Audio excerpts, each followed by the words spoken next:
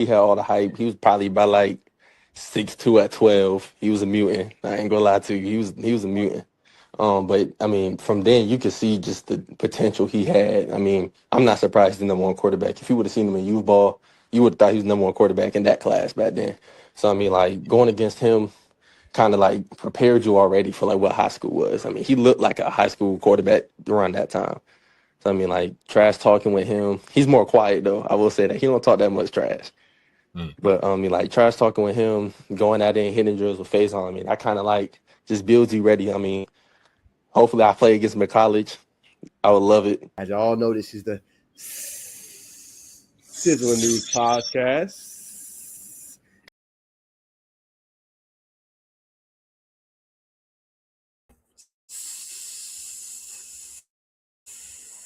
What's going on, everybody, man? Welcome back to the Sizzling News Podcast. Hope everybody's having a great Monday. Hold on one second. Thing is looking crazy. There we go. Can y'all see me? That looks a lot better.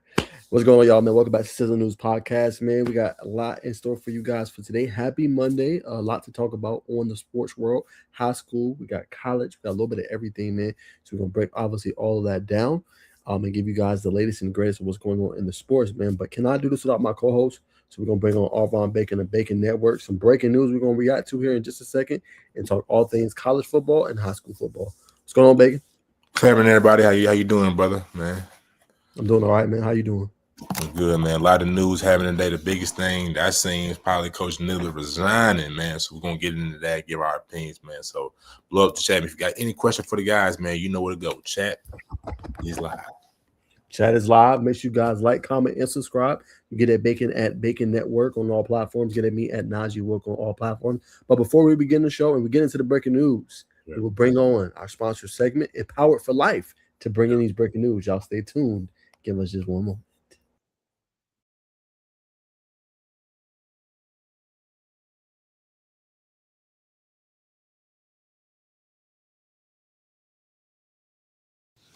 Hey, are you an athlete that needs some help in recruiting and wants to get out there, get some exposure, and be tapped in and aligned with college coaches from NAI to D2, HBCU, all the way to the D1 level? Well, look no further, man. Tap into a powerful life where you could become a part of the family and get empowered, poured into mentally, physically, and spiritually on and off the court. Hit that link below and tap in and get some exposure and be empowered for life. Yeah, I heard it, man. Get empowered for life, man. Everything is linked below. I'm sure Bacon's going to have it right down below here in just a second. How you can get signed up and all that good stuff, man. But could not do it without Empowered for Life. Contact http://e4lifeathletes.com/contact. Y'all make sure y'all go ahead and get sponsored. And if you want to be our breaking news sponsor, y'all know what to do, man. Y'all hit us in DM on all our platforms. But Bacon, I got an update for you, brother. I got an update for you. Hold on, let me pull it up. Oh, good. Well, you pulling that up, man. If you ain't got no offers, man, Empowered for Life is where to go. You were 2026, you were seeing, you're like, man, I don't know where to go. Hit that link, man. It's simple as that. Period, man. You know where to go. All right, man. So Bacon, two things I want you to react to. So breaking news. So he obviously resigned from Gainesville. There's more to the meat to the bone here, that I want to talk about, Bacon. But we also have a small development as well. So I'm going to pull up this development, and I think you've probably seen it, Bacon. And I think it's pretty interesting to say the least. And I think it's big for Niblet. But here is the big breaking news right here for Niblet. Per QB Marcus. Coach Niblet is joining Coach Prime in Colorado as the tight end coach. So what is your reaction? He resigns from Gainesville, and now he is going to be probably the new Colorado head coach. Now, mind you, he did fly out there last summer, and him and Coach Prime was talking. It felt like, he was going to, kind of be on the fence there and kind of potentially leave, but then he shot it all down, did this season with Gainesville. We know how that went. So much went on with GSA. But what is your reaction to all that news? Man, I don't really know. I mean, you just got to follow the tea leaves. Last year really told it all. I really had forgot about it until Marcus broke that news. Shout out to Marcus for doing a great job at reporting, man, being an insider in the sport.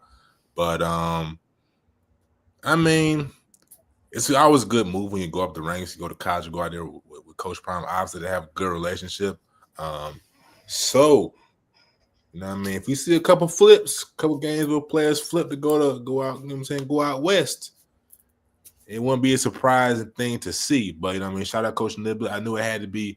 I really didn't know what it was. I mean, when I saw the first headline, but we'd like to see it, man. Go Buffs. Hold on 1 second. Let me send this. Hold on.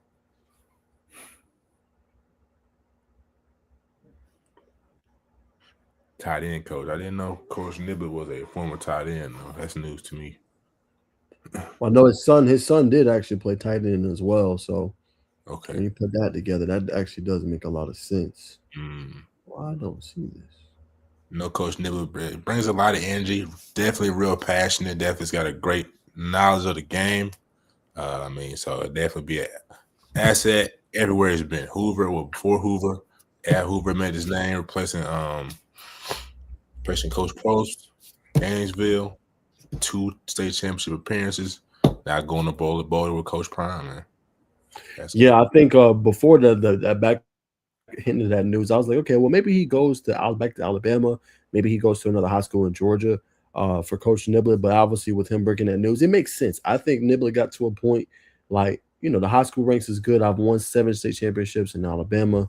Then I went to Georgia. I went to 2 state championships. We didn't finish the deal. But then everything I just had to deal with my kids, with the GHSA and, obviously us having to go through that whole debacle, I guess you could say, to a degree, it's probably like, yeah, I'm good. Like, there's another opportunity for me. I can continue to move up. And I can get on, like you said, on a bigger scale. And I think, like you said, Bacon, if you read the tea leaves, you kind of knew that this was in the ranks and this was going to potentially happen, man. So I'm happy for him. I think it's a good move overall, regardless of what happens, if he's there for a couple years or 1 or 2 years, it doesn't matter. I think it's big for Coach Nibbler just to get that opportunity. He's a good coach. He takes it serious. He's passionate, and he's the kind of fiery guy that Coach Prime needs, in my humble opinion. So I think this is great news for him, and just trying to continue to move up. Nah, facts.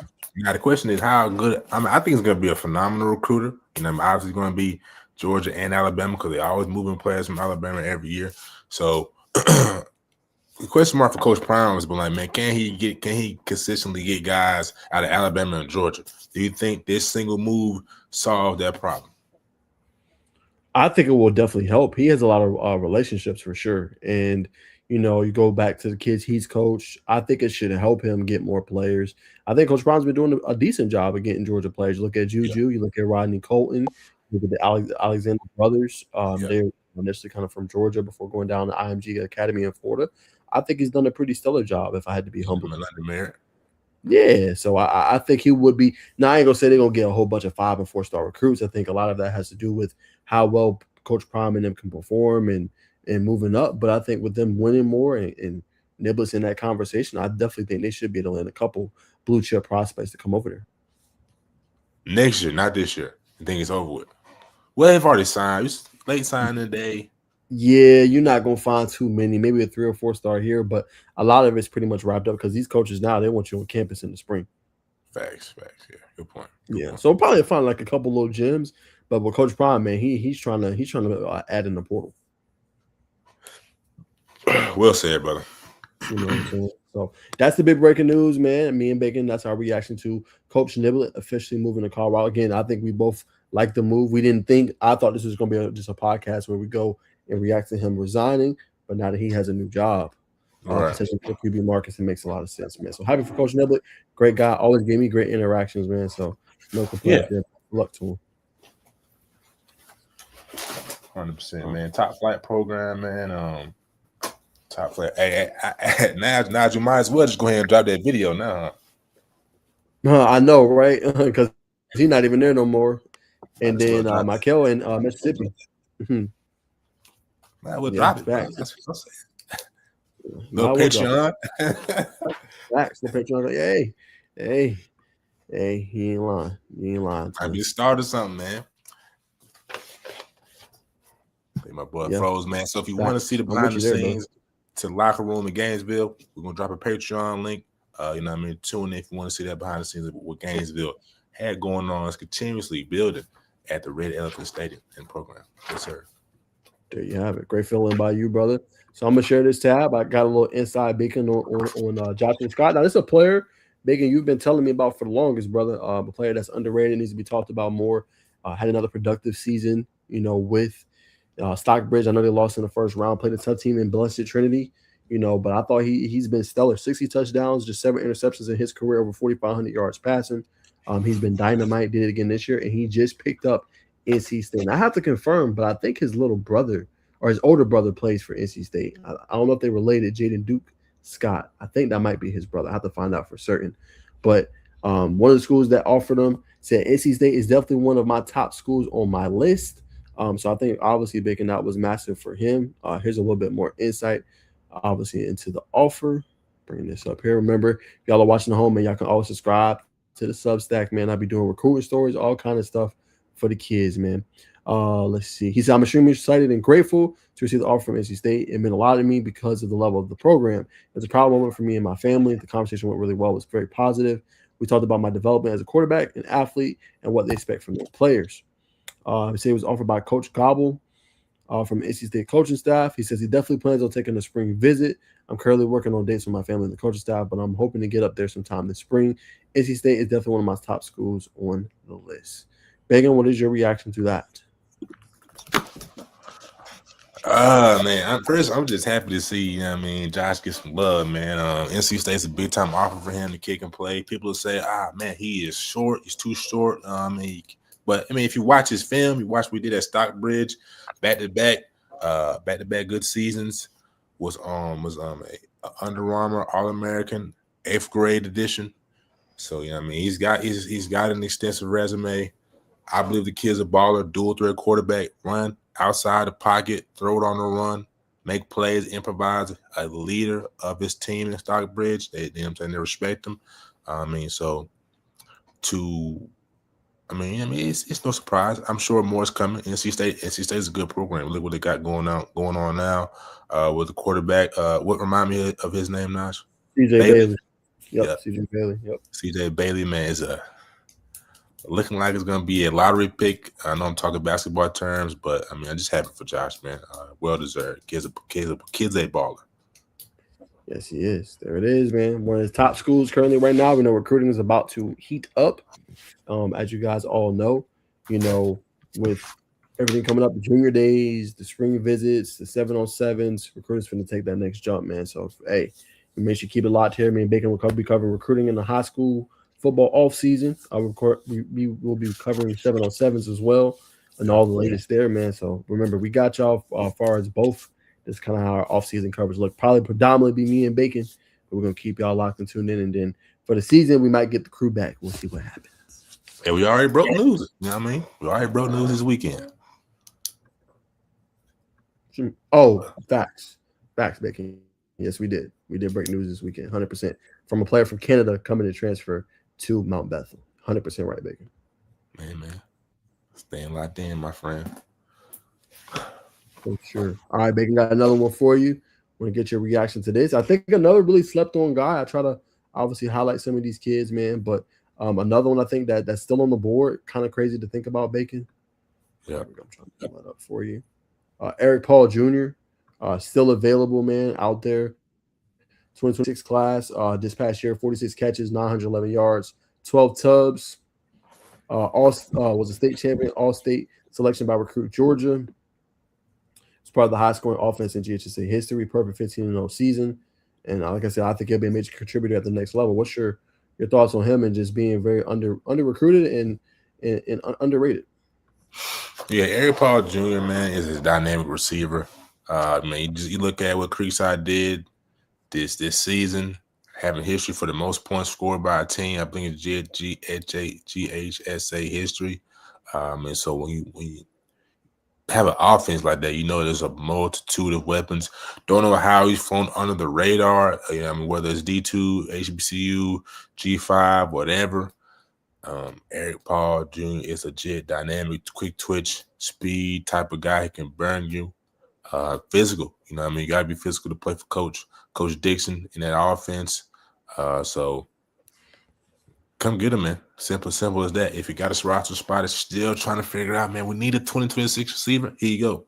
Don't hesitate. Just look at the film and react. Call Coach Dixon, hit him in the DM, whoever, and offer this young man because you got a gem. Not even a diamond in the rough, a gem. I'm with you. Like I said, another guy that played alongside Damian Henderson, who's going to Sacramento State.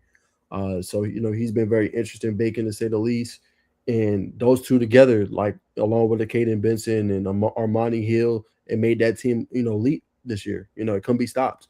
They were fantastic. They were getting open, they was making big plays. Like they're doing all kind of things this year. And I think Eric Paul gets overlooked too many times. But another player, I think, and with good height. I know he looks short. He's 5'10", though. How many receivers are 5'10", tearing it up? I think Jackson Smith-Njigba might be 5'11".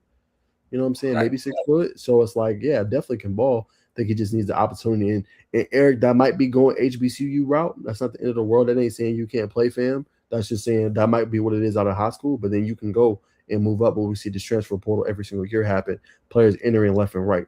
So I say try to get the experience, try to get some playing time up under you, and then transfer up. You know what I'm saying? Potentially if it doesn't work out. 100%. I want to say something about the HBCU football, man. It's a lot of sometimes the HBCU ranks can catch a negative connotation, like it's not top tier football. And we look at Georgia's, I think it's their left tackle or right tackle, HBCU guy. You know what I mean? You're gonna have some HBCU guys going to the NFL draft, though they don't get the same type of coverage for whatever reason. There's a lot of talent in the HBCU rank. Tavares Terrell, Jackson State. You know what I mean? So you can't be slipping on your game playing in the HBCU ranks for sure. Nah, you can't, and it can really help you out if we're honest. Mm-hmm. Especially in the SWAC. Exactly, brother. One of the better conferences, obviously there. But all right, Bacon, we're gonna keep it rolling. Let's see.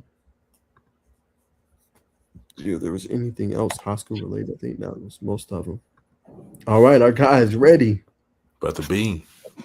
Brother B. What's going on, brother? What's going on, brother? What's going on with y'all boys, man? Hey, doing good, man. How's it popping? What's going on? Not much, man. Just happy to be here, man. Yes, happy to have you, man. Happy to have you. Apologies, you know what I'm saying, for starting late. But, we had some things going on, some last minute things pop up, bro. All good. Yes, sir. So, B, I want you to just introduce yourself to the audience and just say everything that you do. Now, I was watching the show the other day, man. Y'all boys is hilarious, covering some of the college football, a little bit of everything, man. But tell the folks just about you and what you do. Oh, well, man, I'm full name Brinsky Sharp, but the Sharpshooter Sports Talk, man. Cover a lot of college football, mainly Alabama, but we still cover everything else, especially around the SEC. Do recruiting too. Got a couple of young bulls going to Gainesville, so definitely will be in Gainesville a lot more, man. Straight out the city, from Tuskegee, Alabama. Went to Tuskegee University and all that good stuff, man. So yeah, man. I also do a little photography on the side, man. Just sports photography. Jack of all trades, man. Yeah, man. Try to do a little something, man. Just a little something. 100%. Well, all right, man. Let's talk. Let's talk Alabama then, man. Let's start there, man. Let's get your overall synopsis a little bit of the season. What do you think? Is some of this angst that Kalen DeBoer getting is it warranted? What happened to Alabama? It feels like the team not as physical maybe as it was before. They're not running the ball to the level that they were. A lot of people were blaming on Ty Simpson. Like, how do you just rate this season? Oh, well, from this year and last year, we didn't make the playoffs, and then we made the playoffs this year. So that's always a plus. So I consider that always an A+ in my book. Especially, but the only thing I will say that we have to improve on is that running game. We ain't have a running game all yet. It's not that I don't believe that we can't run the ball. It's that we don't run the ball. And shout out to my boy Coach Sean, man, former running back that be up there with me from Alabama A&M. This passy offense and West Coast offense. So, man, he really hates that. Of course, him being a running back. You can't just give a running back 4 touches in a game, 5 touches and 7 touches, and expect them to do something. They're not going to break off 20 yards gains every time or just take it to the house every time. So definitely got to work on that. Ryan Grubb, we thought was going to do something big. I see why the Seattle Seahawks let him go. If that was the case, man, because we see what JSN doing right now, having a breakout season that he's had up there, man. So that lets you know you get rid of one guy and that's it. And the whole offense just changed in a matter of a year. Got some guys on defense, man. We just need to get tougher in the trenches. But the one thing that people want to happen is Alabama to come back to the Nick Saban days. That's an anomaly, dog. That's in a once in a lifetime. We never gonna see that again. It's like people want to see the U come back. You're never gonna see that again. Like what we experienced during that time, man. You got to understand, bro. That what we seen during that time was unbelievable. We was in the national championship almost every year, winning less than losing probably 1 or 2 games each year. How I describe, you got to come in each year now, especially with these playoffs and this transfer portal, the NIL and all that. You got to look at 10-2 as a new 11-1. You're gonna have to, because man, it's going to be so difficult to go undefeated in these leagues now. To see a team go undefeated is very, very impressive. Unless you're in the Big Ten, I don't think Big Ten is that impressive with them weak schedules. But hey, but Indiana destroyed us. But I believe they're a good team now. But still, man, yeah, it's still a lot of improvement to do. Still got to add a lot of players, a lot of turnover every year. So you just got to keep an eye out for all that. All right, Baker. Now, since we're talking about Big Ten, I feel like you want to shed some hate on the Big Ten, man. There's some question marks about Fernando Mendoza. Is he number one? Well, he's obviously the number one quarterback in this upcoming year's draft, but he doesn't really have that. You know what I mean? That bona fide number one, first overall caliber type of quarterback, you know what I mean, traits. Yes, he can throw on a run, but in your opinion, is he big time? Is he like what we saw last year coming out of Miami? With Cam Ward? With Cam Ward, yes, sir. Nah, not like that. I believe he's decent. He plays in a system that he doesn't need to do too much. He doesn't make mistakes. I give him that much. I respect him. I seen how he played at Cal last year, especially when they went into Auburn. I didn't realize that was the same guy until probably like the third game of the year. And I was like, oh, that's the same guy that went into Auburn and won. But he wins. I give him that much. So that's what you want at the quarterback position. He wins, but I don't think he's dynamic as like a Cam Ward or anything. If you just put the pieces around him. Because I believe you put like Cam Ward on this Miami team with this defense. I promise you, they don't lose none of those games that they lost early in the year. Facts. That's a fact. Now, But we also forget Mendoza went toe to toe with Cam Ward too on at home. Cam Ward and them was on the road. Yep. And you seen what Cam Ward and them did at the end too. Yeah, he wasn't down. Yeah, I don't see Mendoza walking anybody down like that at all, man. Not like that. Usually every game that matter of fact, I will give him this credit. Okay. That Penn State game, I was impressed by that drive. Even though they had a bad year, that's still a Jim Knowles defense, the same Jim Knowles that coached Ohio State last year on the defensive side. Well, Caleb Downs and Sony Styles and all those boys over there.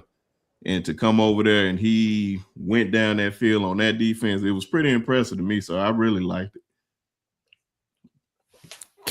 Now, do you believe Indiana is a team to beat?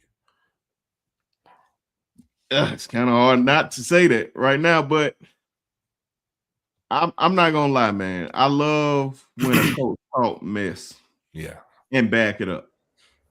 I love when a coach talk mess and then he backs it up. And Kurt Sednetti is under that Nick Saban tree, and it's kind of funny that everybody in there is a Saban assistant. that's saying a whole lot how good, especially if you go look at our 2015 national championship team. Pretty much all those guys that's in the Final Four was on that staff. That is highly impressive, except Kurt Sednetti. He was on like the earlier national championship days. Mm-hmm. But man, it's hard. I can't say that they not. I was really, really surprised that Georgia lost. I ain't gonna lie, but I knew Trinidad Chambliss would have a day, but I didn't expect that defense to hold off Georgia enough to stop them from doing what they were doing. Once I seen Georgia go up like 11, I thought Georgia was good, but I don't know what Kirby was doing on that one play when he went for it. That was crazy. Doing your own 30. What are you doing? No, that was very out of. That's something that Kirby never does. That what really threw me off. I was like, oh wow, he don't never beat himself like this. But no, I give him I would say you got to give them they respect. They're the number one team in the country. They beat us. They beat Ohio State. So I'll say, yeah, as of right now, they're the team to beat. Last thing I throw about the Nudge, you know what I mean? You got Xavier or EJ Crowell coming in next year, running back. Should restart the running game for the Crimson Tide if given enough carries. Do you see that as such? Man, I believe when it's all said and done, he's going to be up there with Mark Ingram's, Trenton Richardson, TJ Yeldon, Eddie Lacy's, Josh Jacobs, Derrick Henry. You just got to give him the ball, man. The kid is too special, man, especially when you see him in person. And I only seen him play twice. The first time when I had no idea who the hell Jackson, Alabama was. Right. I had no clue, and we played them in the playoffs. It was like a historic run for Booker T. Washington and Tuskegee. And where my young bulls, they was sophomores, EJ was a freshman. I'm like, man, who is this boy toting the ball? Like, oh man, he ain't nothing but a freshman. So what you seeing now, he was doing this as a freshman. And I'm surprised we won that game. But man, the kid is special, man. We just got to give him the ball. I know we're gonna put a line around him. It's just impossible not to see greatness out of that kid. I pray to God he stays healthy, man, because if what you see is what you get. Anytime you just see them highlights, man, especially when he's in the open field, I have yet to see anybody just hawk him down. And I definitely want to give him a shout out on one of his commitment videos. He used my voice all over that commitment video. So definitely shout out to him. Nice. Oh yeah, man, definitely give a shout out. Oh yeah, because he what make it so crazy. That's why I say I keep talking about my young boys. Shout out to Dylan Purter and Marquez Daniels. They both going down to Florida. They his 7-on-7 teammates. So it's a nice connection there. I don't know him personally, but that was dope for him to use that. Gas South, right? Or what is the 7-on-7? Yeah, I think that's what it is. Yeah, so we seen him last year a little bit.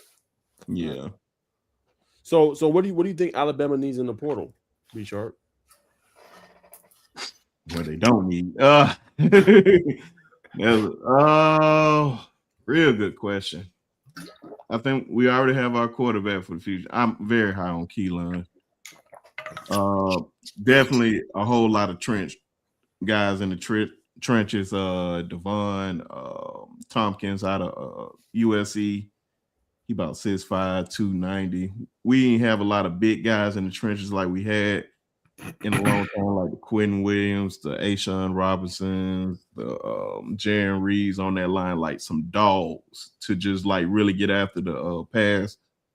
We definitely need guys on the offensive line that can block for us to run the ball, since they saying that's the problem. I know Ryan's gonna have he's gonna come back strong this year. I know he had a lot of drops this year. And I was just telling a lot of folks, hey, man, Julio Jones had these problems too his sophomore year. And Julio ain't nothing but a year older than me. So another guy I seen in person. Still can't believe where his career went. definitely linebackers that can fill up the gaps, man. Because I feel like we don't have those guys. We may have them young bulls, but we have. I felt like this year. I'm trying to watch my language over here. Because how Coach Sean was trying to, because he got the best sayings, man. He said they walking on the T word, man. Here, it's something that a lady has. He said that's how they was tiptoeing around, like just not hitting those gaps, man. Just trying to knock somebody's head off, man. And I felt like we didn't have those guys like the Reuben Fosters, PJ Mosley, the Dante Hightowers, those type of guys in a minute. And we need some of those guys back in the locker room. Hopefully they on the team. Hopefully we get some experience.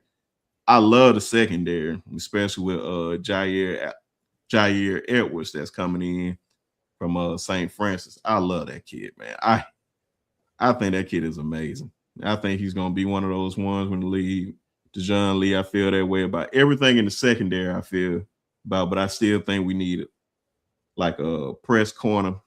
And what's my young bull out of Georgia? Jordan Edmonds. Mm-hmm. Yeah, Sprayberry. Yep. But every game I have seen him play, they don't throw it his way, man. And I can't wait to see how he plays with the Tide. I think we're good in the secondary. Need some middle linebackers. Definitely need to get a pass for a defensive lineman and O-line.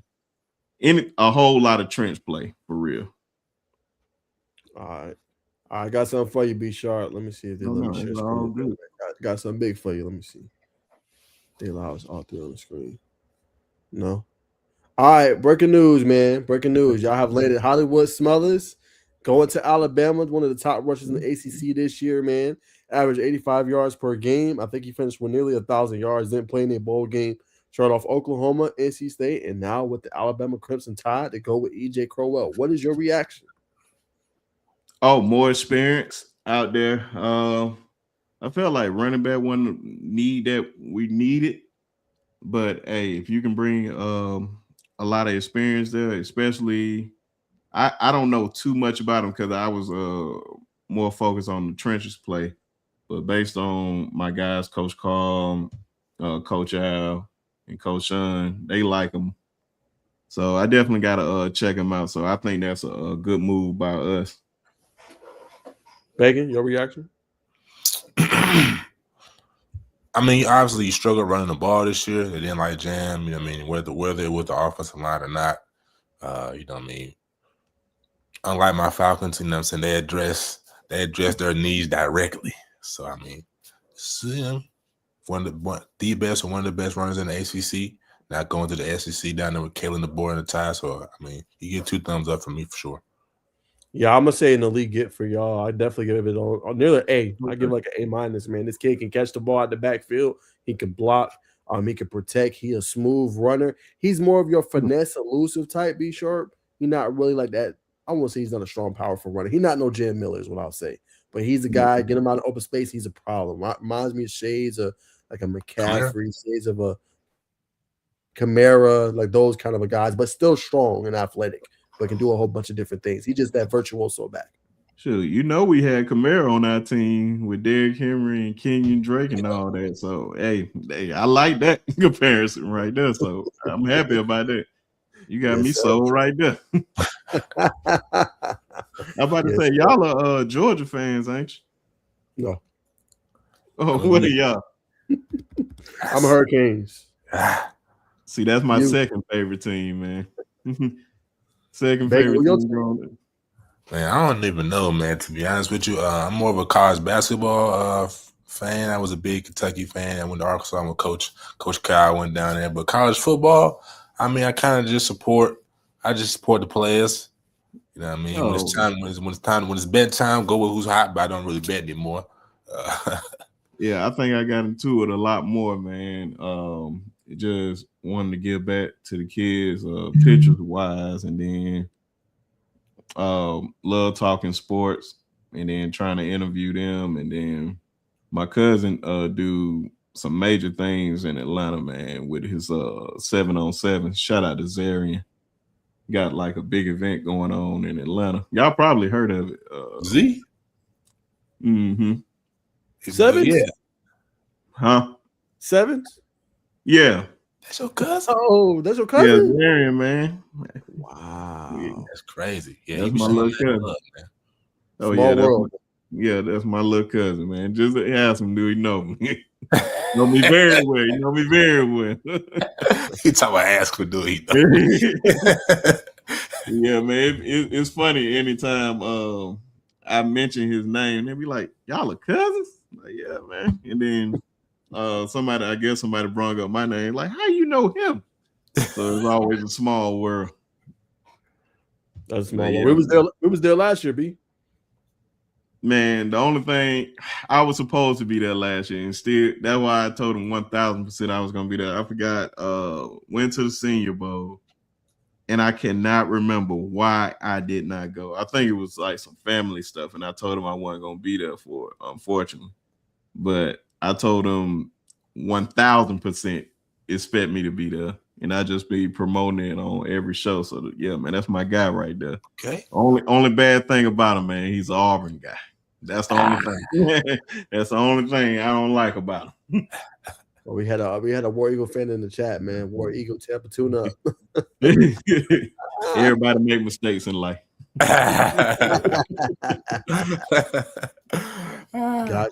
Well, B Sharp, I want to get your overall opinion. I know you follow college football very heavy. I do as well. What's just your thought on the landscape right now? I mean, everybody talking about NIL. Some people don't like that these players are going through this transfer portal. Some don't like that people are putting announcements that they're resigning. They feel like it more feels like the NFL and free agency. Just what's your overall thoughts on the landscape and where the game's going? I ain't gonna lie, man. Seeing that when I seen USC do it, and I thought it was weird, and I thought it was so weird. But I was like, "Hey, man, this is the day and age that we are, that where we at right now." So it doesn't surprise me. The one thing that I think people need to understand, man, you're just gonna have to adapt to it. This is where it is right now. The college football that we seen growing up is dead. Like those days are over with. You can chalk it up to the game because if you see a certain guy leave, man, don't bash him because you don't know if he wanted to jump in the portal on his own will. He probably wanted to be there.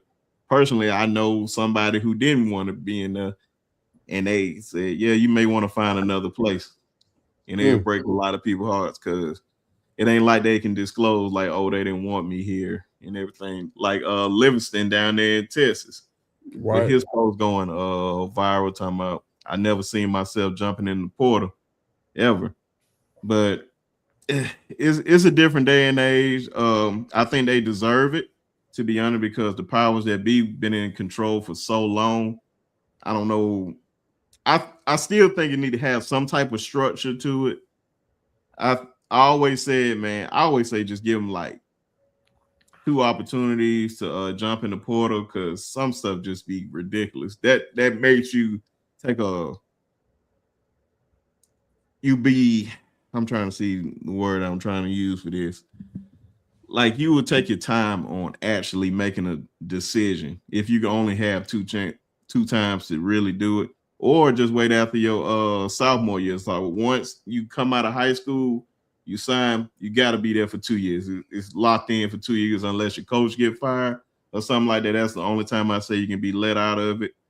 But you're not just bouncing around like the whole TJ Finley thing is crazy, man. Yeah, facts. Yeah, that's a prime example. I feel like somebody abusing the system. I'm just like, bro, go home. Like, good job. Just all I can think about is something that Jalen Ramsey said about a player one time that used to play at Florida State. And he said, bro, if you bounce around like that and you at your third school, it's not the school, it's just you. You're just not that guy. And every time I see a player just have all these marks here, I'm like, bro, you just not that guy. And then the other aspect, like I only went to one school, and like that was Tuskegee University. So I know where I go back to, and I get to see my friends. And, I know that whole community and all that. These guys don't even have a foothold anywhere. So where do you go when you have all these spots? You go to LSU, Auburn, you don't really know anybody. You only know the guys that you play football with, but you don't really know anybody. To be like, oh yeah, man, I'm just gonna go to homecoming this 1 year. So it's a whole bunch of things, man. I think it's a good and bad thing, but they definitely got to bring structure to this very soon. I'm with you. No, 100%. I think the same. They got to do something about it. I like that it's one portal window, but I'm with you. I think was it Elite College Football? They said it the best. Like the first one you get free, the next transfer you do, you got to sit out a year. You know what I'm saying? And then you can go play. I like that method. Yeah, that sounds dope right there, especially when you have to sit out. I think that make you think twice about where you're gonna go the first time. And then they're gonna have to move this portal window.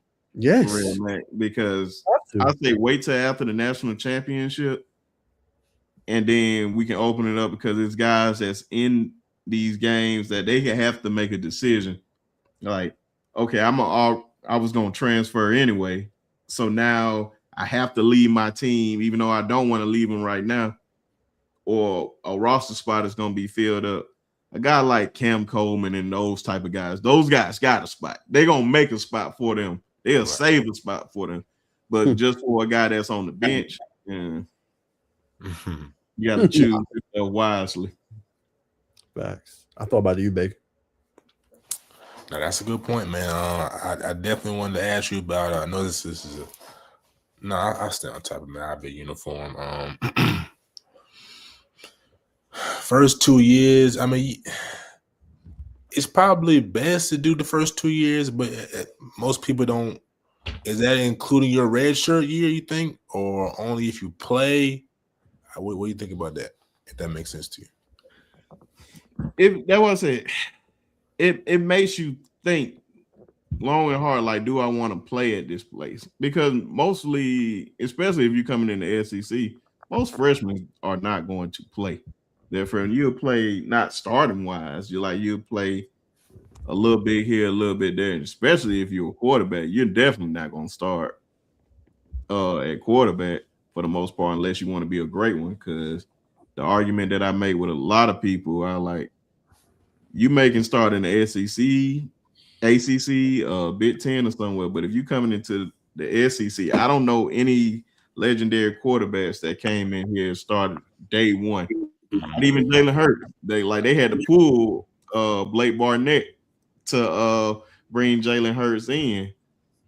But even if you don't play your freshman year and you just a red shirt, still, man, just get better. You're probably just not ready yet.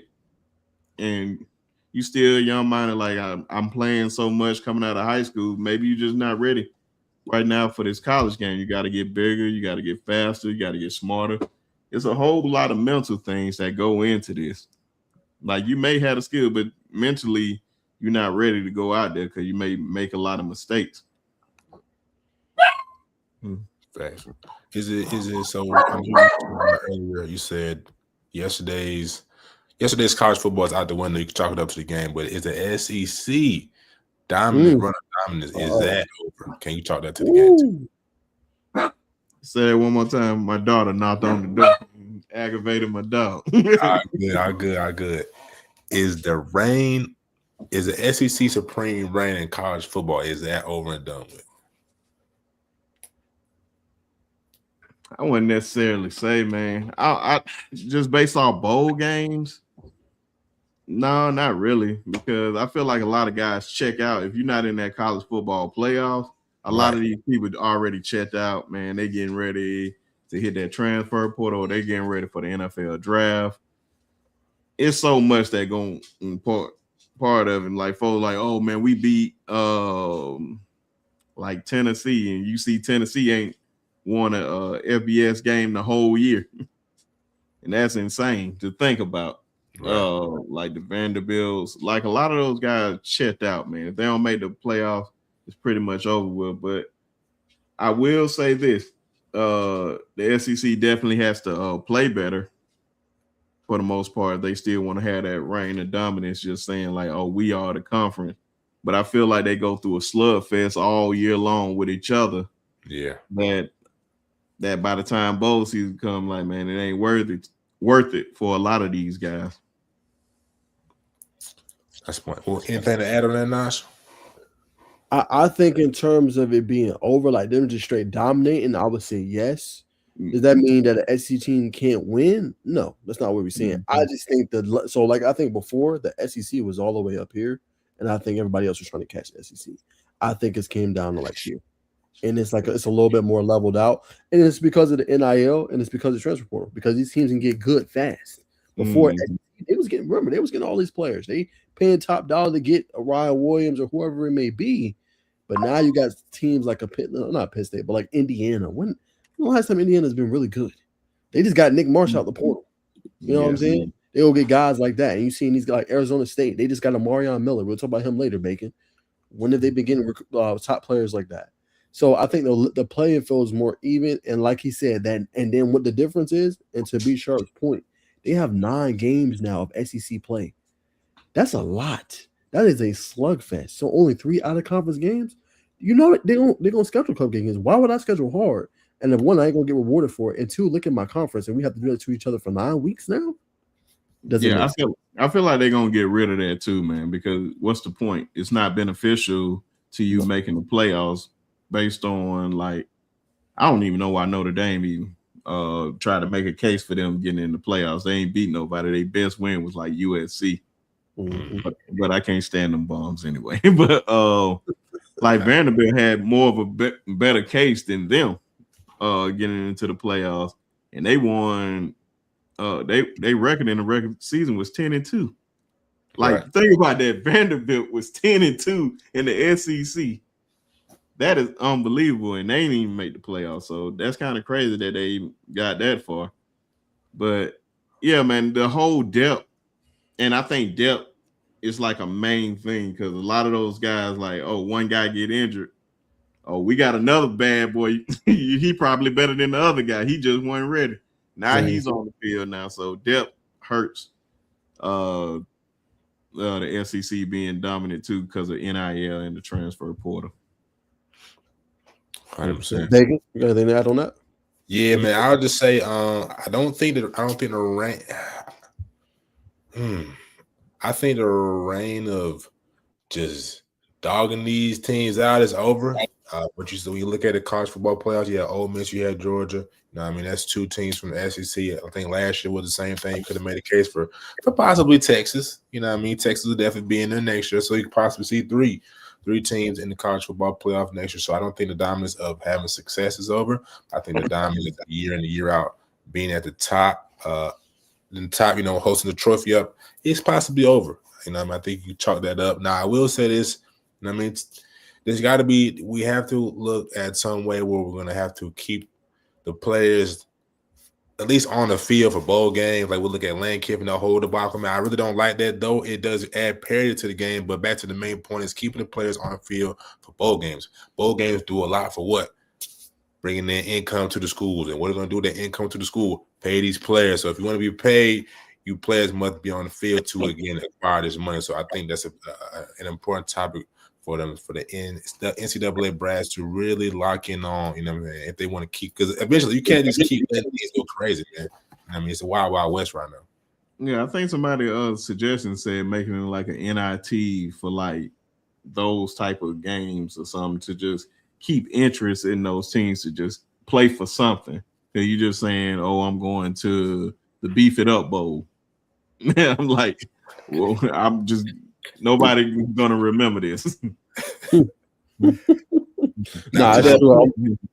that point, I want to say this. You know what I mean?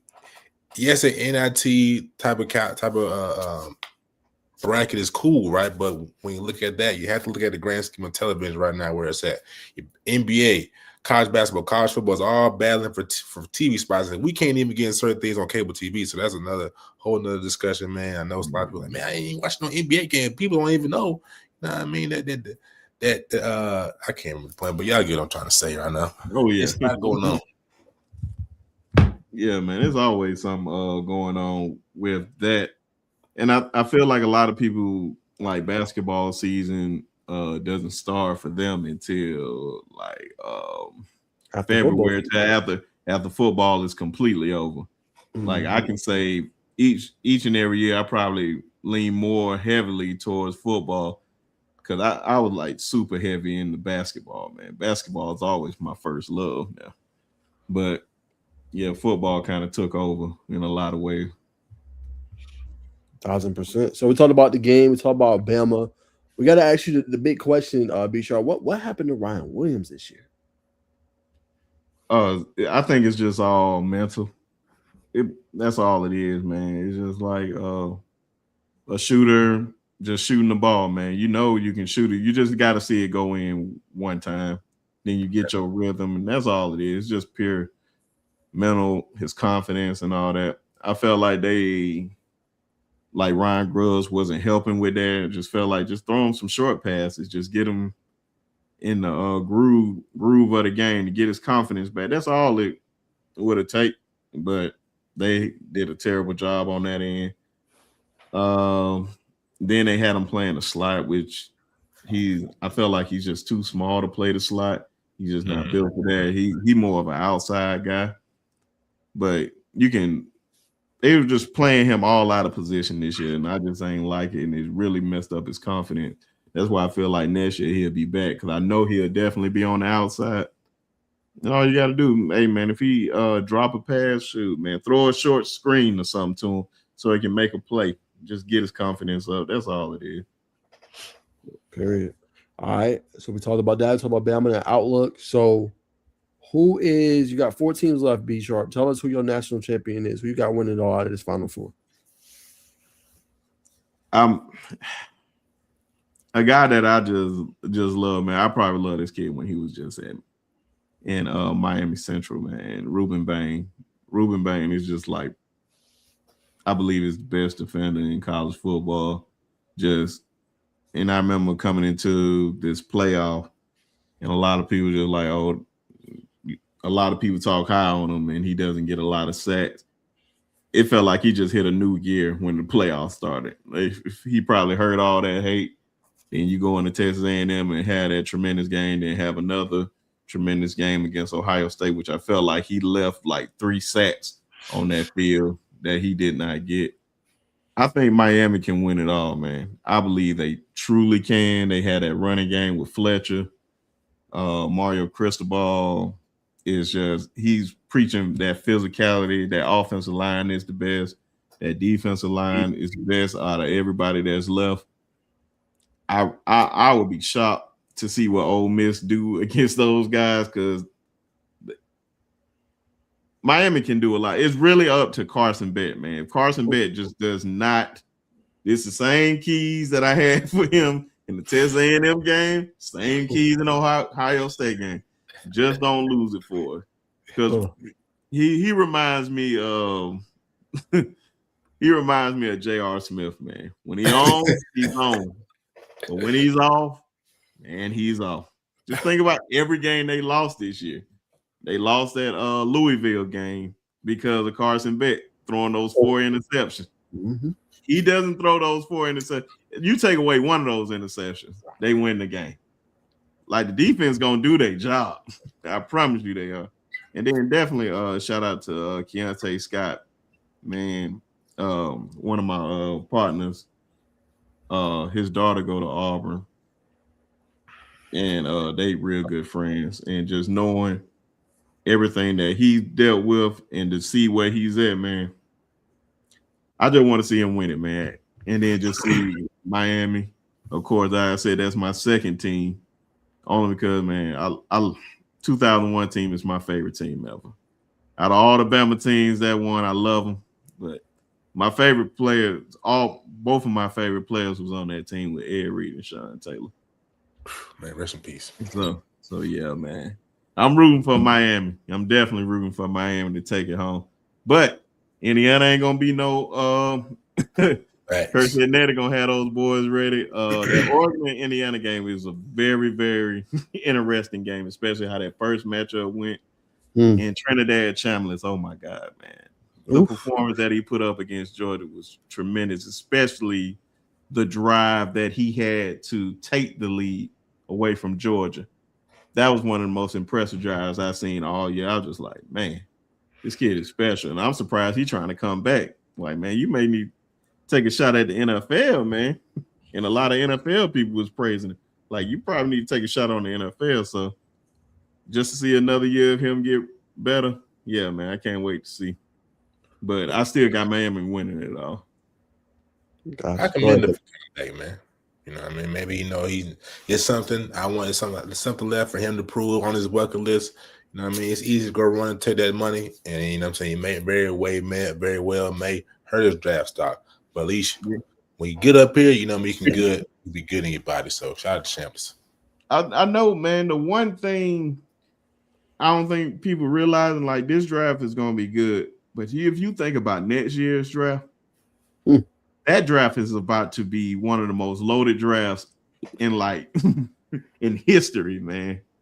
Like, it's about to be so many guys that's in there. Like, the more and more I think about it, it's going to be like Jeremiah Smith going to be in there. Art's going to be in there. Cam Coleman going to be in there. Colin Simmons. Dylan Stewart.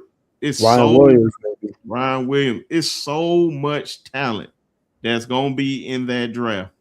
Like, you can't go wrong with whoever. That's why I can't wait, man. I really can't wait for next year. Because I would be shocked.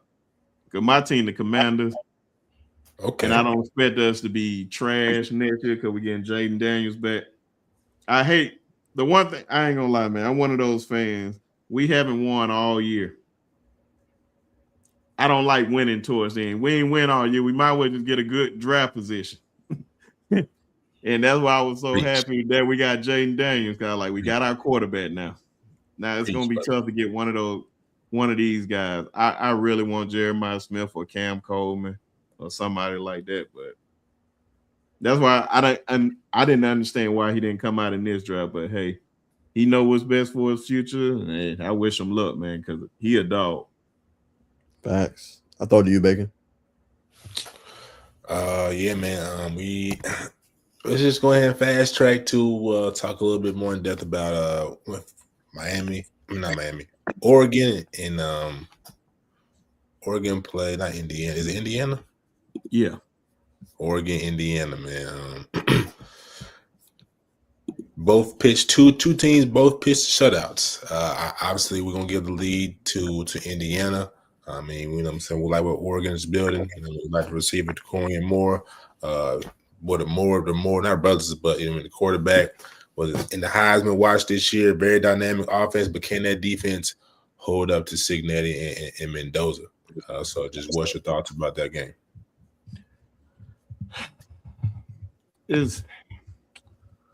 I have to see, man. I like how am I drawing a blank on Dan Lanning?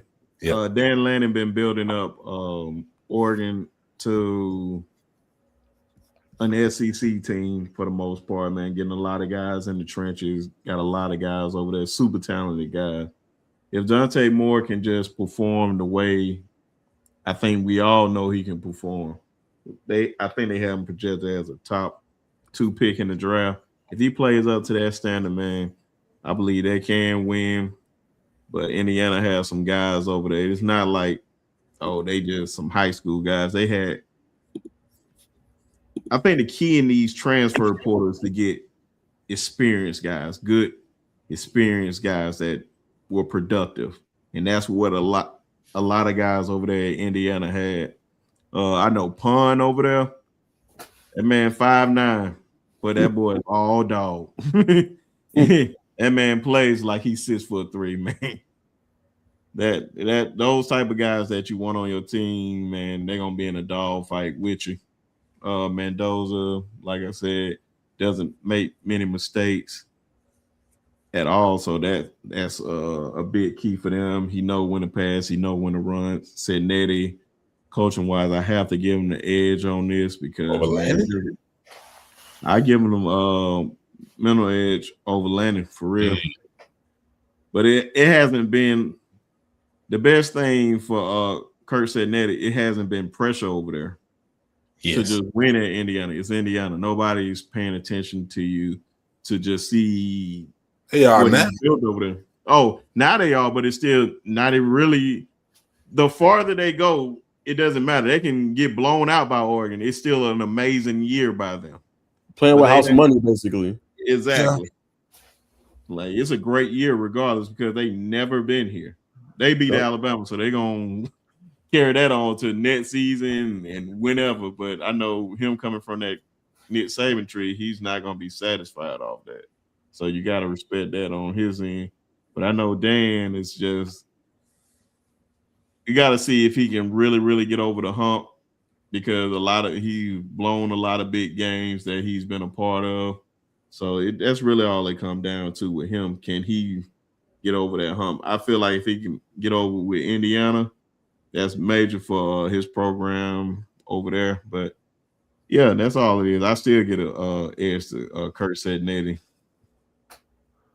Okay. I ain't gonna lie. I'm picking. I'm right with you. I'm picking Indiana to win, but I like Dante Moore. I think the brother is electric, and I'm expecting this one to come down to the wire, man. So I'm not gonna be surprised. Now we gotta make sure Dan's managing the game, but I'm gonna be surprised to see the Ducks walk out of this one with the W. Now, what you got? Go ahead, brother. I ain't mean to cut you off. No, you're good. They got to play better offensively. Oregon. Oh yeah, they didn't play well against Texas Tech at all. Yeah. But they had a great defense all year too. I was surprised. I thought Ducks was just going just like, all right, we're gonna see, and they kept it close. It was just their offense that messed them up. And then Oregon, they've been like inconsistent all year too, especially like Iowa. Iowa usually have a good defense, even though I know it rained that game. Some games, man, you just should just try to put your foot on people's necks. And I felt like Oregon left a lot on the table with a lot of opponents this year. So if they playing decent offense and not good offense, they're more than likely going to lose. Because I don't think their defense can hold up to these guys. All right, now we're going to run into the CFB headlines, the transfer portal. Yeah, let's hit it. Get B Sharp reaction too. Let me wrap it up. Hold on 1 second. Let me pull it up. All right. So let B Sharp react to this one. All right. So Antoine Hill, I don't know if you know who that is, man, but he played out here in Georgia at Houston County. I went to Memphis, man. Okay. He's officially an Arkansas Razorback, brother. So what's your reaction to that? Another connection, man. Another connection over there. My wife's from I don't like to call it Houston, man. That's Houston County, man. It's good old Warner Robins. That's her old high school. So I don't like to I love messing with her about that. And her god brother and Antoine are like best friends. So wow. I knew about him for a long time. So man, I'm happy that he over there. I know he was at Memphis and now he followed his coach to Arkansas. No surprise. Yeah, SEC quarterback now. I think that's a good move by Arkansas, especially you keep building over there. Can't wait to see how he plays, man. 100%. Step in the right direction for them, man. Arkansas just a couple players away from turning that program around. Yeah. And they need a replacement too for Taylor Green. Yeah, thanks. And I think that's a good replacement. Super accurate kid. I thought he was going Colorado when he was coming out. Yeah, I think we all did. That's nice. Yeah, man. I'm happy for him. Great move. There y'all have it, man. Antoine Hill going to play SEC ball, Arkansas. Probably will be a big name. We will find out here in the coming. Like you said, though, following his head coach Ryan Silverfield to obviously Arkansas, man. Great pickup for the Razorbacks. All right, let's see what else we got. All right. Bacon, this is me and you will react. Let's see if B Sharp will react to this one too. It is a former Alabama player. So we will respond to this. He is going to Georgia Tech. B Sharp, I'm gonna start with you though, since you're a former or you are still a Bama fan, but he's a former Bama player. But Jalen Mbakwe transfers to Georgia Tech. What's your reaction, B Sharp? I love it. I love it, man. You down there with Brent Key. I think that's a perfect spot for him, man. The only thing I think will hurt Bach this year, man, is trying to go play wide receiver when I felt like he should have stayed at cornerback. And I'm like, man, you're trying to go in a crowded wide receiver room when you have Isaiah Horton, Jeremy Bernard, Ryan Williams. A lot of folks didn't even know about Lottie Brooks. Shout out to my boy Ty Hayes that put us on Lottie when he was in high school. So we knew what we was getting when we got him. So I was like, you weren't gonna see too much playing time when you moved over. But to go to Georgia Tech, I feel like they may use him maybe like Eric Singleton, maybe. I don't know. Or I don't know. I don't know how they about to use him. I know he's gonna try to play both sides of the football, but I think that's an awesome pickup by Brent Key. Bacon. Yeah, I'm gonna echo similar things what Brother Brinsky said, man. Intriguing move for him to go jump from the defensive side to the offensive side. You know what I mean? We all know Coach Brent Keys. He's from that Saban tree as well. So there's some connections there. So intriguing move nonetheless. You know what I mean? I'm just ready to see what's going to look like come spring ball, fall camp, hit the report, spring game, and the whole nine. But this is a good move, man. It's a lot of Tech receivers that hit the portal. So I'm expecting a lot of big splashes for Georgia Tech this year. Yeah, it's interesting. I'm not gonna lie. I was kind of on the fence with Tech, if I'm honest with you, Bacon. I just didn't know, bro. Like they got so much leaving. Isaiah Canyon gone, Malik Rutherford gone, Dean Patterson gone, Eric Rivers gone, Bailey Stockton gone. We just signed with Florida. I mean, it's like, yo, like who are they gonna go get? You know what I'm saying? Like, so that part, like I was a little bit confused on. But this is big though, Bacon, because he's a former 5-star prospect. B Sharp knows well played at Clay Chalk Field. And like he said, it probably wasn't the best move for him to go wide receiver when they were so deeply talented. It had Latsier, Brooks, all those guys that he mentioned. But I think for him, he can come to Georgia Tech and ball. And it's going to be interesting because he's a wide receiver. He might still play cornerback. They need two corners. Rodney Shelley and Amari Harvey both left. Right. So you're going to need somebody to go and fill in and be that guy for you on different side of the ball. And a wide receiver, it's wide open for Georgia Tech. And then another guy that y'all have coming in, I did an interview with him, and I know his brother Braylon Outlaw coming in as a freshman. Dog, y'all getting a dog, man. I'm telling you getting a dog. So man, I like what they building over there. Facts. I also say this on Box Pad. We cannot forget what his performance against Thompson just a couple years ago, man. That was a memorable performance. So, man, he is dynamic with the ball in his hands as well. Man, that was for the state, man. Him and Ryan. That was for the state. Like, if anybody never seen that, man, just go watch that video. Them boys, it was just both of them just scoring touchdowns left and right. Facts. I have to revisit that film. So I'm probably gonna watch the courtside bank. There it is. All right, Bacon, let's react to this one. We got a close relationship with him. I don't know if B Sharp knows him well, man, but you obviously have Jameer Latimer, but we kind of knew this was happening, Bacon. We were very close to Amari Latimer, so we know his brother. Once we kind of see him flip from Wisconsin to West Virginia, we knew the brother was probably going to be the same thing. So what's your reaction? Last year, eligibility for him, pretty much a make-or-break season next year at West Virginia with his little bro. Yeah, man. Obviously, it's not surprised. Like you just said, once we saw Amari commit to West Virginia, big brother going to not knowing too much about West Virginia, only knowing the Latimer family, man.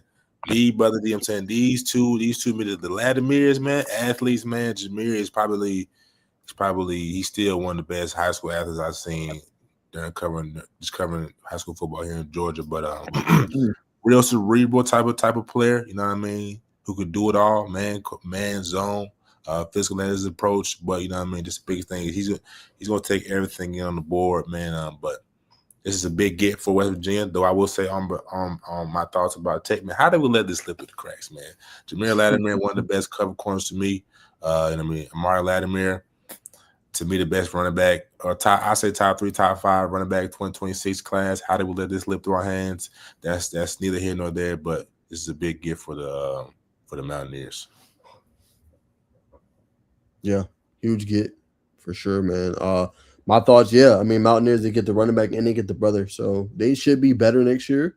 We know obviously the conference they play in the Big 12. They should be at least competitive next year. Not saying those two moves is end all be all, but they've done a pretty good job in their portal, decent recruiting job, so they should be able to make a little bit of noise. See, I just seen the stats up there. I didn't know too much about them, and I'm about to say, man, I feel like West Virginia had an advantage because his brother being over there, and especially you saying you seen him in high school and the way he plays. It sounds like a good pickup for Rich Rodriguez. Nah, for sure. To answer your first question, yeah, I mean, I'm sure that the talk between the family and the school, like, we gotta have both. It's a combo deal, no in between. So that's how that thing kind of happened. But I don't remember the numbers at the end of the season, but I think at the beginning of the season, or at least at Jackson State, where the brother right here started at, his numbers he had one of the highest grades corners before he transferred out and went to Wisconsin. I can't say that for him. For sure. All right, look, we got the comment section going crazy, Bacon. So speaking of Saban tree, Tech needs to go ahead and hire Jeremy Pruitt. I said it. Shout out Anthony Perez. What you think about that, Nash? I mean, yeah, that'd be a good pickup for them. I mean, I think he gotta find a way to bolster that staff. Got George Godsey, got Alan Mogridge as the offensive line coach now. You want to get the best coaches you can. Go look at Texas, man. Say what you want. They went and got Georgia guy, a defensive analyst, Will Muschamp. They went and got Blake Gideon too. So, like, Texas not fucking around. Man, I would be pissed if you guys got Jeremy Pruitt, but I would be pissed. I like Jeremy is that dude, man. I want him to come back to Bama for real. I'm trying to tell you, man. He's that guy. All right, man. We got more breaking news, man, from Brothers on Green. Said Chris Corbo committed to Georgia Tech. That is the Dartmouth tight end transfer. 45 catches, Bacon, 516 yards, and 4 touchdowns. Just played his senior season. He'll have 1 more year of eligibility. Not kind of your dynamic tight end in open space. Can do a little bit of the dirty work, Bacon. Offensive line blocking. Not offensive line blocking, but tight end blocking, pass blocking. A little bit at run blocking and catch the ball when he goes out for routes. But I like Nathan Agameng. I think he need to get one more guy that's a deep threat as a tight end. This is a good pickup, but you need to get one more tight end that can just make some noise with the ball in his hands deep down the field. But that is the new Dartmouth transfer, Bacon. Here it is right here. This is him. Pull this up for y'all so y'all can see. That's the technical page. 6'5", 245. That's what we need, man. I figured, a tight ends like this, I'm not going to say they come a dime a dozen, but, you know what I mean? You can find a good blocking tight end before you find a good pass catcher and a blocker as well. So I know Coach Key, you know what I'm saying, he's going to keep somebody like this on the staff. 5 bills for Tugs is solid. It's solid. Luke Harpin, you know what I mean? Let's go in. Let's go and get this offense cooking, man, because I say it again, man. If we keep the receivers happy, I don't think we see a lot of them leave, man. You got Dean Patterson, I say Eric Rivers, Isaiah Kane. Eligibility. Those first two. Yeah, I know they lost the eligibility, but I'm talking about the other ones. But with that receiving group, we had to see a lot more production, man. Facts. I'm with you. All right, a couple more, man. We're gonna get back to B Sharp. Yo, I F with the content. Y'all actually got some good convo, some bean heads, but good convo. I'm a follower now, fam. Then I was on your YouTube page, Bacon. So yeah, Corbo will be an elite receiving tight end. But yeah, that's the love. I'll pull that back up. Yeah, that's the love for hello there. We're not going to co-sign the big head, brother.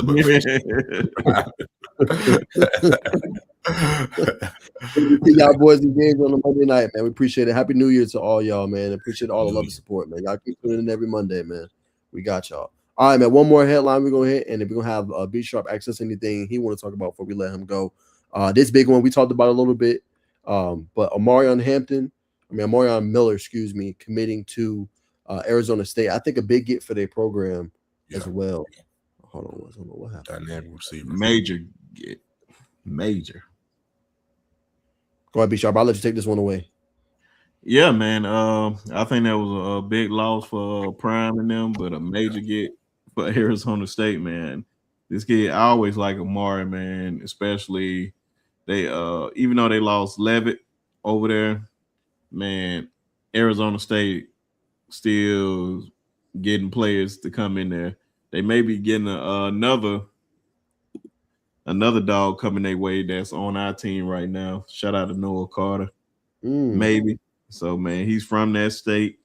And you just adding another guy out there on the defensive side.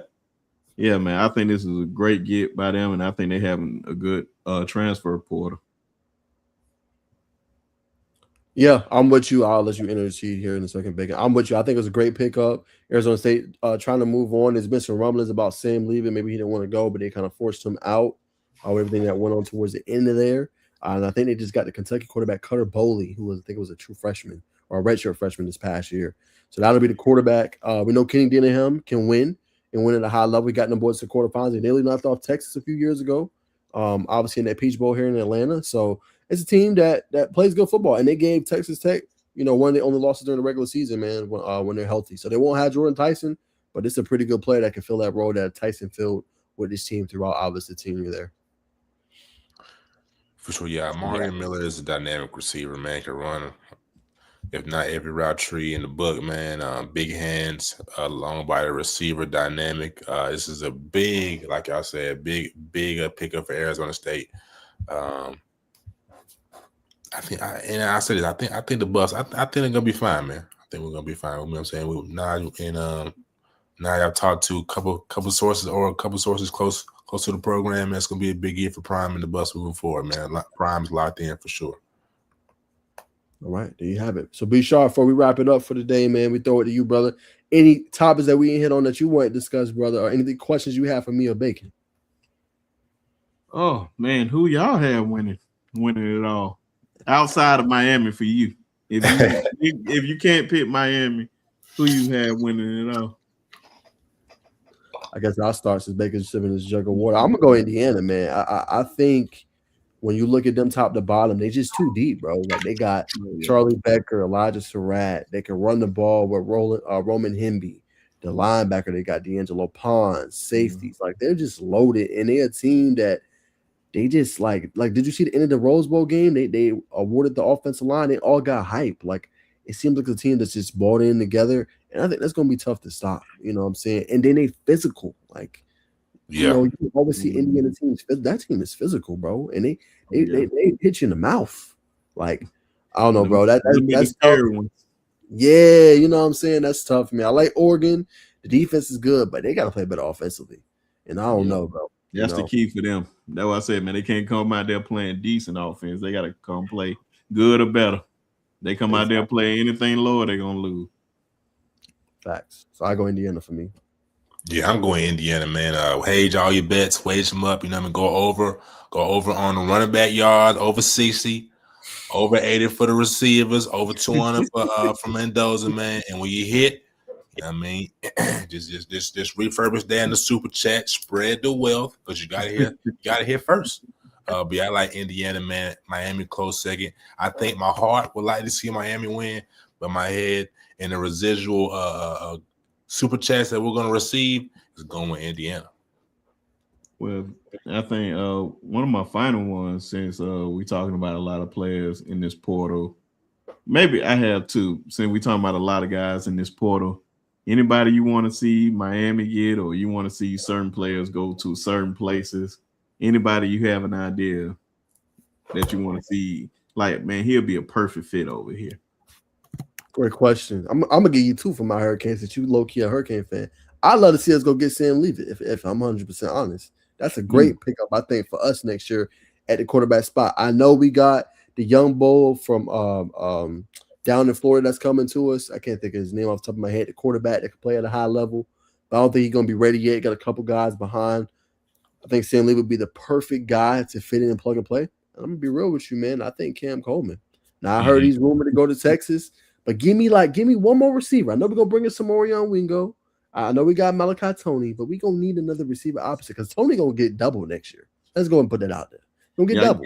Yeah, I got another dog over there, man, who was – and shout out to my boy Phil, man. My boy Phil was Cam's high school wide receiver coach.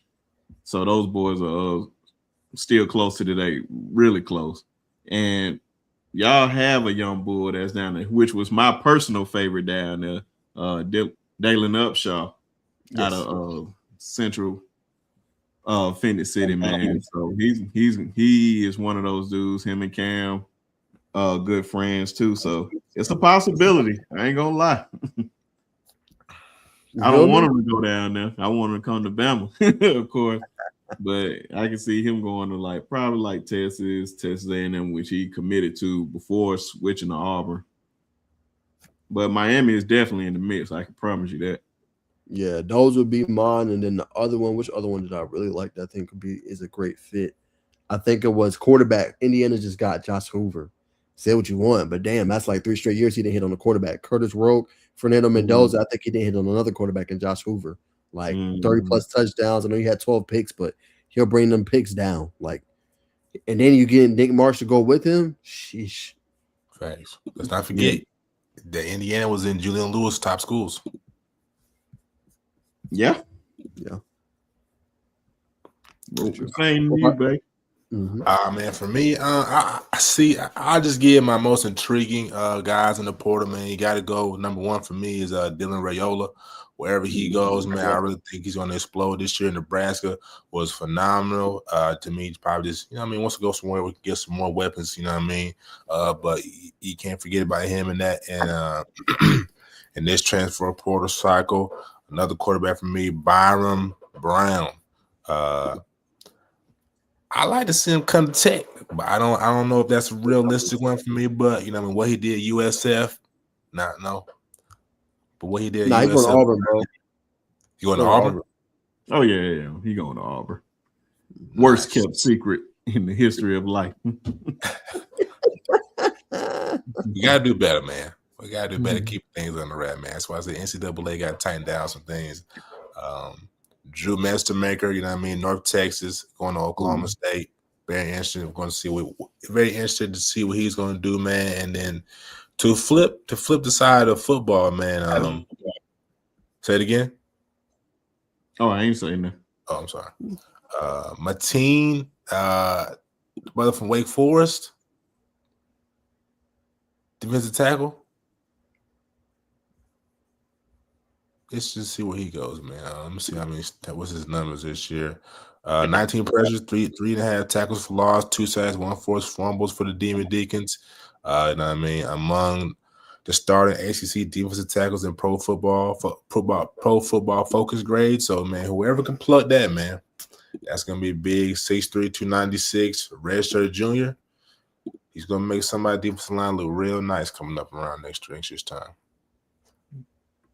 Yeah, I about to say, and I think my last question to y'all, since y'all heavily in recruiting, what's one kid that everybody should keep their eye on that's coming up? Not guys that's already in this class, but 27 and up. Everybody should keep their eye on. They can be underrated. They can be the most known people.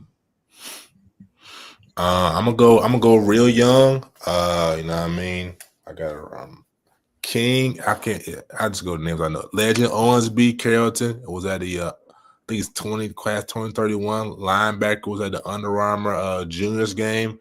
Brother, when I tell you he's dynamic, he's playing linebacker, but really can play safety. He's playing some wide receiver, playing some basketball. Kids and athlete. Another one from Carrollton, Jonathan JoJo Reed. Didn't make the Under Armour list, but if you know Carrollton, they keep good ones coming every year. But it's a problem. And I'll come back close to home. I'm gonna keep saying his name, Jalen Britt. 5'8", but nasty in and out of breaks. I have to think about one more, man. What you got though, Naj? I'm gonna go. A name you probably know, B. Shaw, but Andrew Beard, man. I think he's the best running back prospect we've seen in quite a while. He ain't the biggest dude, but 5'9", can do a little bit of everything. Prince Avenue Christian just announced his top 5. I think Bama is actually in the top 5, if I'm not mistaken. His dad is, or his uncle is Garrison Hurst. So the kid got his genes. The kid like that, man.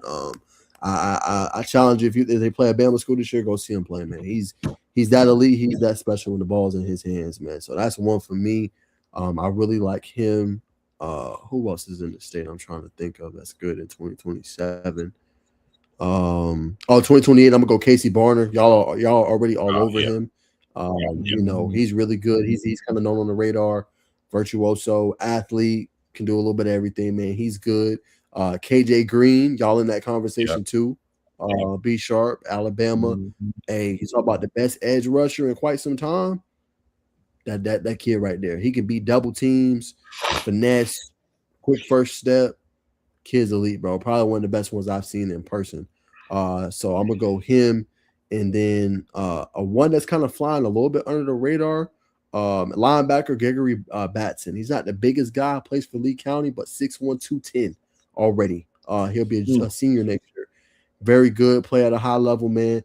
Underrated, definitely deserves some more buzz though. But those would be my three. I'm gonna go +2. Banks Barnett, quarterback, 2029 out of Noonan. He's gonna blow up here real soon. Not this year, but definitely next year for sure. Remember the name Banks Barnett.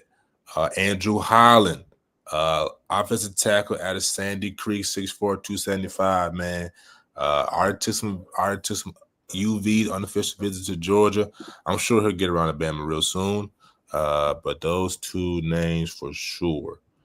Now I scroll all day looking, but yeah, those 5.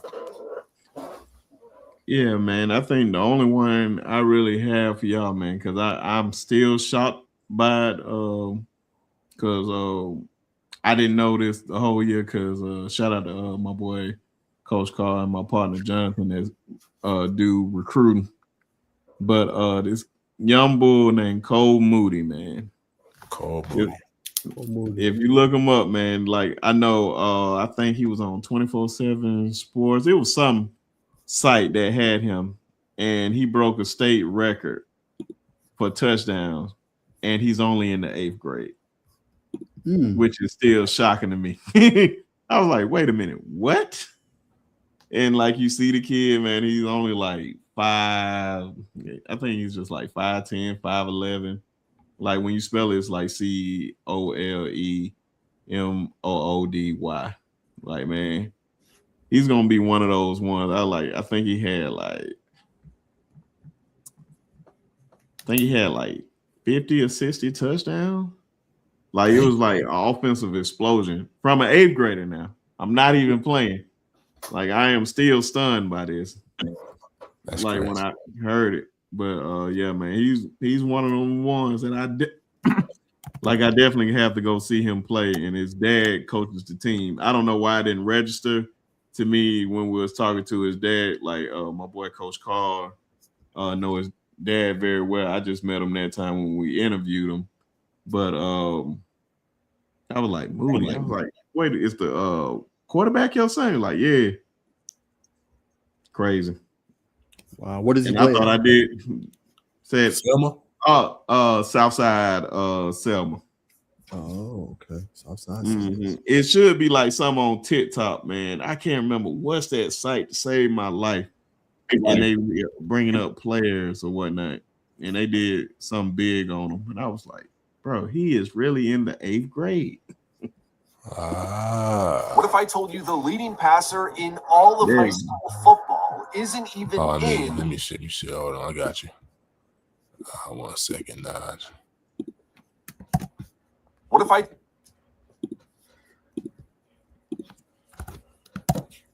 All right. And one of his teammates, Cedric Simmons, man, gonna be one of them ones.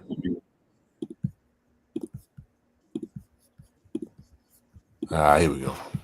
High school football isn't even in high school. This is Cole Moody, an 8th grade quarterback for Southside High School in Selma, Alabama. And what he's doing as just a middle schooler is simply unthinkable. Not only is Cole just 14 years old, but he stands at 5'7", weighing in at 150 pounds. But it's safe to say neither his size or age discourages him. Cole is leading the entire country with 5,350 passing yards on the season, tallying at least 300 yards in every single game, which also includes some 500-yard performances as well. He already holds the Alabama single-season record. And to go along with those 5,000-plus passing yards, he has 60 touchdowns. Also good for the Alabama State record. And who's calling the plays, you ask? Well, it's actually Cole's father, Charles, who had this Southside team just one game away from going to the state championship. Cole Moody is putting together one of the greatest high school seasons ever, all before even stepping foot into an actual high school. What if I told you the leading pass? Still crazy, man. And I gave him too much. I said 5'10", 5'11", 5'7". Yeah, man. Can't wait to meet that kid, man. I was stunned. I was really stunned when I heard that. Man, the game of football, the younger it gets, the more talented it gets. Feel like, man, just kids training so early, man. They understand the concepts. They're reading, you know what I'm saying? They don't a ball early. Sports, period, athletics, period, is in good hands. Oh, yeah, man. But I do want to ask you this, brother. You know what I mean? This is your first time on the experience. This is a News podcast experience, man. So, was it what you thought, man? Was it? I'm saying, how'd you feel? Oh, man, I ain't gonna lie, man. I've been enjoying you guys from afar for the longest, dog. So it's just been happy just to even come up here. That was said, man. I just love to see brothers doing their thing. Anything I can do to support them, I'm willing to help, man. And of course, y'all know y'all invited on mine anytime. That's what I like, bro. It's just all about networking and meeting people through this, man. It's been one of the most enjoyable experience. So, man, I love it. That's what I say. I appreciate even just getting the invite. Absolutely, man. Definitely let us know, man. We'll come on the show, man. I gotta ask you. I was gonna ask you earlier, but I didn't want to mess with the football talk, man. You don't see too many people with KRIT King remembering time behind the man. I can't remember that album. That's one of my favorite albums, man. Album, but just go ahead, brother. I didn't mean to cut you off. Oh no, man. Crit my boy, man. I've heard about him in college. I think, man, it was probably like freshman, sophomore year. Man, came and played at this. It was probably like maybe 15 people there.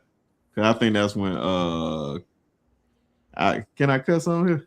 Yeah, man. Yeah, man. Country shit was coming out before the remix, and I was just like, man, that was just off that. Cause I know I got this because he actually signed it. Nice. At a concert in Atlanta a few years back, man. I can't remember, was it after COVID or before COVID? I can't even remember.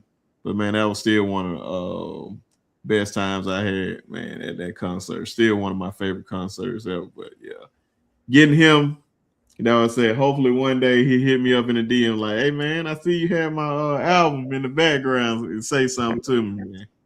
And of course, the motherfucking DRE, man. Yeah. Fun fact, that was the first album I ever got.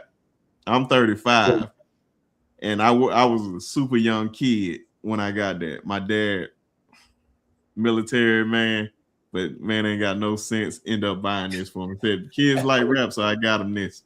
That's a hell of a first album, dog. Yeah. But yeah, man, definitely appreciate y'all boys, man. Even letting me come up here, definitely grateful for that. Yeah, man. Anytime, man. As we let you go, be sharp, man. Look, you're welcome anytime.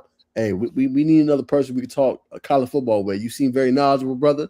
So whenever you want to come back on, let us know, man. Hey, we're gonna be covering it throughout the off season, big moves during the season. So let us know, brother. We love to have you on. Yeah, man. Just let me know when y'all want to come on here, because I know some brothers that I said, like, Coach. Shout out to Coach Carl, Coach Sean, Coach Al, my guys, Jonathan, Ty Hayes. A lot of these brothers, man, y'all may not know them, but I'm telling you, once you know them, you're going to want to know them. Good dudes, man. Super knowledgeable guys. That, man. That. Oh, yeah, Making any last thoughts before we let them go? Nah, man. Again, man, appreciate you. I appreciate you always being active in the comment chat, man. Man, man. Brother Brinsky has been supporting the network and the content for a while, man. So I just appreciate you reaching out, or however the conversation started, man. I just appreciate you for always being genuine, always, you know what I'm saying, giving kind words. 'Cause those words, you know what I'm saying, go a long way, you know what I mean, on this content creation, entrepreneurship road. So thank you, 1,000,010, brother. Happy New Year, man. I hope you achieve all your goals this year, man. You and your family. So much love and appreciate you again. Oh yeah, man. Appreciate it, man. Last thing, I know the Culpepper kid that y'all did, that's what my boy called my boy Coach Carl and Jonathan, they did an interview with him. So when I seen you posting, I was like, man, I knew that kid from somewhere.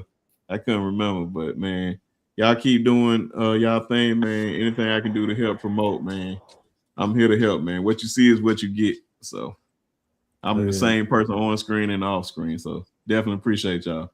Yes, sir. Much love, bro. Definitely. All right, now y'all hold it down. You too, brother. Sir. All right. Peace. Hey, Peace. Don't let him fool y'all, folks. He was talking all that junk about he ain't want Oregon to win. But I peeped the Mighty Ducks hat. You know what I mean? You got to read the tea leaves, ladies and gentlemen. I'm talking to him after the show. What we got, guys? Nah, man, that's it, man. Chat went crazy, man. 244 total. 241 on X Bacon. You might have to check your live numbers on YouTube. But I got up to 50 on YouTube by itself. Over like 20 plus comments. So chat was pretty active. I don't know how your numbers, Bacon, if you want to share yours, but mine were pretty active throughout the night. We always go crazy on IG, man. The numbers don't report, but we looked like we had Dre tapped in early, 1, 2, 3. You know, some people kind of tap in out of the lot. They be scrolling, you know, there's a lot of scrolling going on. Don't be dead scrolling out here, ladies and gentlemen. 2026, break the bad habits. Roughly, I say maybe like 14, 15 on IG live. Let me check my YouTube. Going forward, I'm gonna have to connect my my Twitter to the show. Cause I feel like we easily could have had like 400 on here tonight. Easy.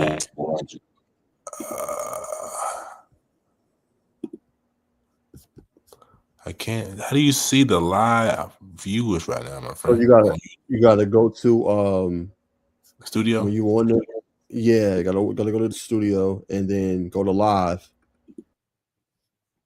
And then when you go live, hit the view live room, and then it should show you. Live.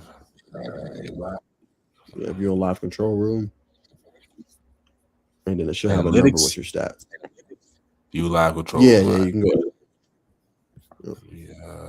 No, this is not.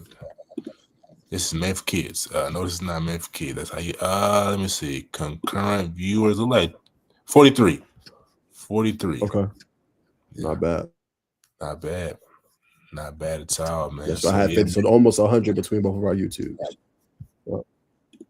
Easy, man. So like I said, like you said, ladies and gentlemen, it's just about being consistent, man. Y'all know y'all can find us every Monday at 7 o'clock, every Thursday for basketball, 8 o'clock. But the biggest thing and just about this, man, is just sticking to it, man. You know what I mean? 2026.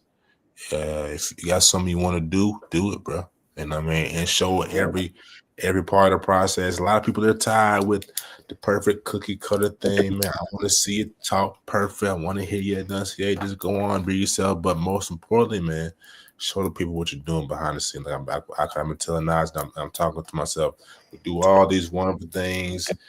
People go to sleep, or they take a nap, or they're doing whatever they do. They wake up, oh man, Nas just got this exclusive article on his Substack that he should be charging for.